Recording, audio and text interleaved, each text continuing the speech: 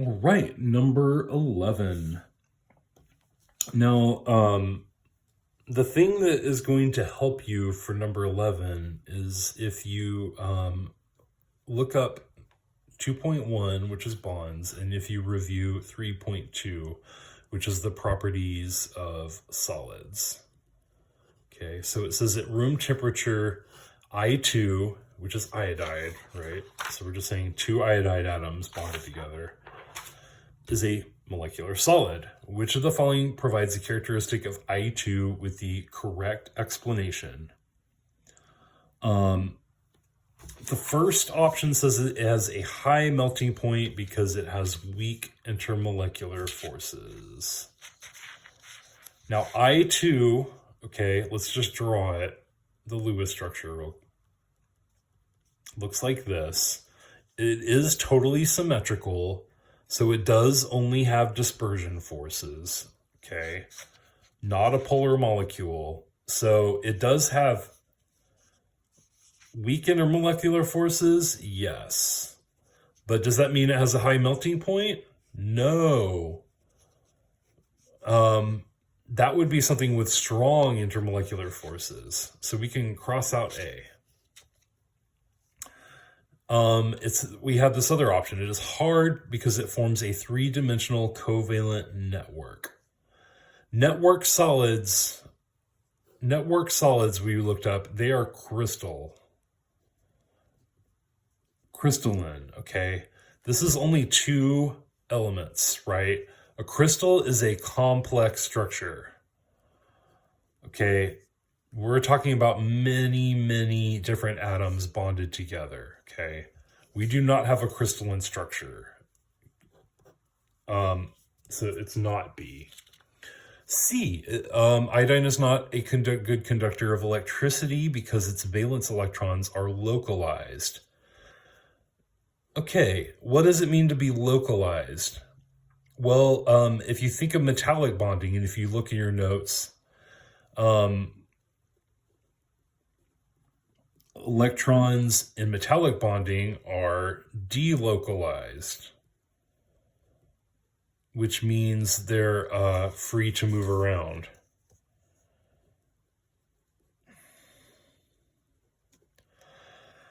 So iodide is over here in the nonmetals. Remember, the nonmetals are everything on the right side of the stair step here. So iodide is certainly in that area.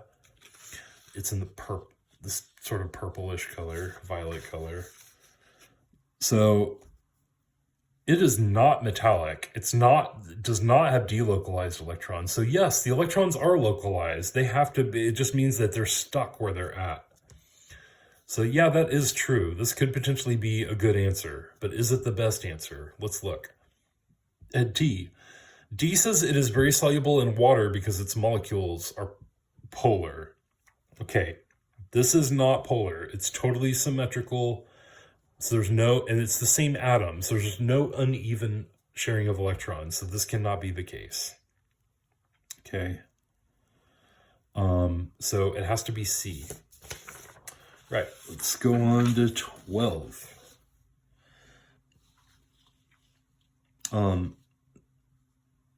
So this goes back to photoelectron spectra. So the photoelectron spectra of the 1s electrons are two isoelectronic species, Ca2+ and Ar.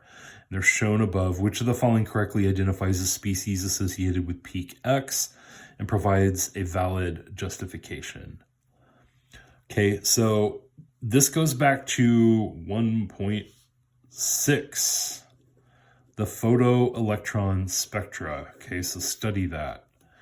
Make sure you know how to interpret these graphs. Basically, this is the nucleus, and these are the closest electrons, okay?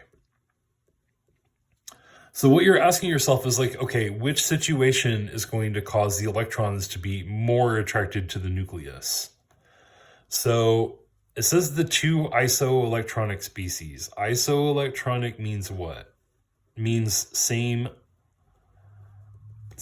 number of electrons, okay? So calcium is here, and it has 20, but it's an ion, a 2+ ions, which means it lost 2 electrons. So it's calcium, but it only has 18 electrons. And then argon also has 18 electrons. So between these two, which would have a greater attraction? Which of these two would have electrons that would be more attracted to the nucleus? Oh, you can't see argon from where you're at. Calcium or argon? Well, calcium has 20 protons. Argon only has 18. And the protons, according to Coulomb's law, are what are attracting the electrons. So, Ca2+ has more protons. So, a higher binding energy. Remember, PES spectrums go backwards, okay? The higher number is at the x-axis, XY origin, just to show that the nucleus is here and that atoms that are closer have higher attraction. Right, so it would have to be Ca+ because its nucleus has 2 more protons than the nucleus of argon. This says that its nuclear mass is greater than that of argon, which is true, but it's not why calcium is more attracted. Okay, this is in your notes, so go back and read your notes. All right, on to page 13. Or I should say problem number 13. All right. A vessel containing argon at a high pressure. Okay. Vessel contains argon at a high pressure. Which of the following statements helps to explain why the measured pressure is significantly greater than the pressure calculated using the ideal gas law? This is all in 3.6, which is deviations from ideal gas law. So study those notes. There's going to be a final question covering that. I can almost promise you. So it's saying that the pressure is greater for argon. Okay, so let's think about that. What would cause the pressure to be greater? Now, we said there's some deviations that can happen from ideal gas law, and that's 2 things. One is that when the container is so small that normally we would consider the particles to not be the space they occupy to not really matter. But when the container is really small, all those atoms are pumped together, and the mass does start to matter. So,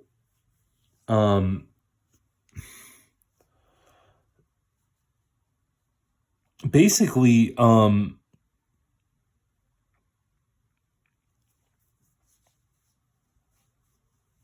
the particles, you can't, there's basically less volume. Well, there's greater volume. So the volume, there's less volume. So if there's less volume, remember, PV equals nRT. So if all of this is constant, if the volume decreases, right? So some of the volume decreases because the volume of the container is not just the empty space. It's now a little bit smaller because we're saying there's less volume because the atoms are taking up some space. That means the pressure will have to increase to make up for whatever you lose in volume. So we would expect there to be a slightly higher pressure. So the combined volume of the argon atoms is too large to be negligible compared to the total volume of the container. That would be B, or D, I mean.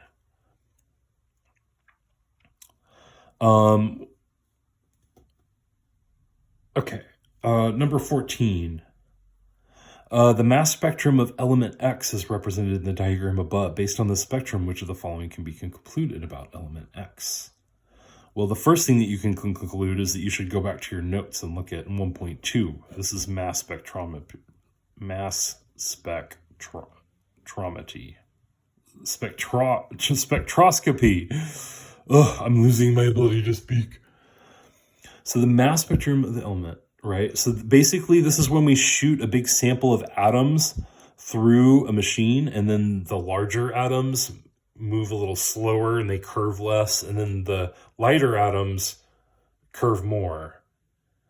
So they land at different places, and we can measure the abundance of heavier and lighter atoms.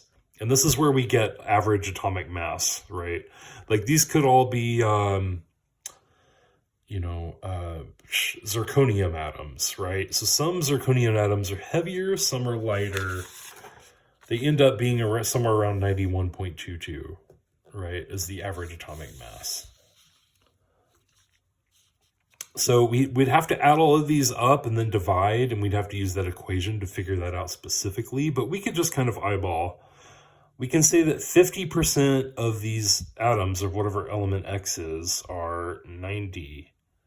Their atomic mass equals 90, okay?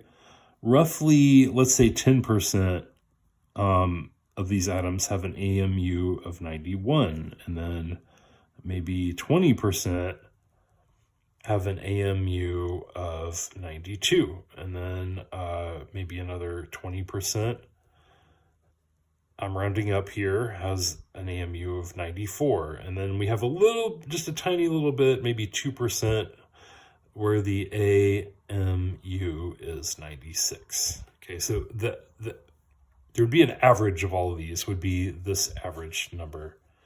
So what are we saying? X is a transition metal. That's true for A. And each peak represents an oxidation state. No. Each peak represents a different mass, basically a different number of neutrons. Okay. X contains 5 electron sublevels. Okay, you would have to go back and look at 1.5 in the electron configuration to verify whether that was true or not. But basically it goes energy level, which is 1 through, okay, 1, 2, 3, 4. And then you have sublevels, which are S, P, D, and F, okay? If you look, this is something, this obviously is going to be either zirconium or niobium. It's probably one of these two. Okay, so it is a transition metal because the average atomic mass is kind of in the range that we're looking for. But if we look at energy levels, we've got 1, 2, 3, 4, 5, and then we'd have to go down 1 for zirconium or niobium. But they do have stuff in the 5s energy level. So it does have 5 energy levels, but does not have 5 electron sublevels, because we're talking about S, P, D, D. They're in the D range. So there's only 3 electron sublevels. So there's not 5, there's only 3.